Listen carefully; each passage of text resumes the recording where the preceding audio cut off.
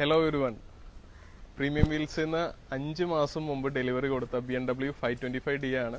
Premium wheels NOC provide ചെയ്തു. Customer തൃശ്ശൂർക്കാരാണ്. Thrissur KL8 number എടുത്തു. 525 എന്ന് പറഞ്ഞിട്ടുള്ള നമ്പർ തന്നെയാണ് എടുത്തിരിക്കുന്നത്.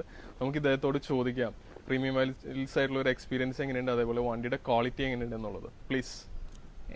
വണ്ടീനെ പറ്റി പറയാന്ന് വെച്ചാൽ വണ്ടി ഒരു രക്ഷയില്ല, അടിപൊളി വണ്ടിയാ.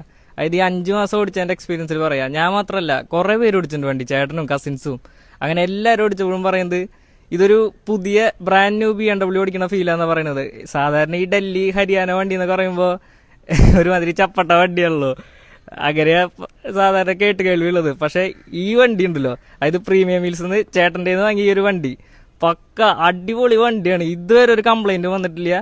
ഒരു പുതിയ വണ്ടി ഓടിക്കണ ഫീലാണ്. ഞങ്ങൾ കുറെ സ്ഥലത്ത് നോക്കിയിട്ടുണ്ട് ഈ പ്രീമിയം വണ്ടികൾ, പക്ഷെ എന്തോ ഒരു സാറ്റിസ്ഫാക്ഷൻ കിട്ടിയിട്ടുണ്ടായിരുന്നില്ല.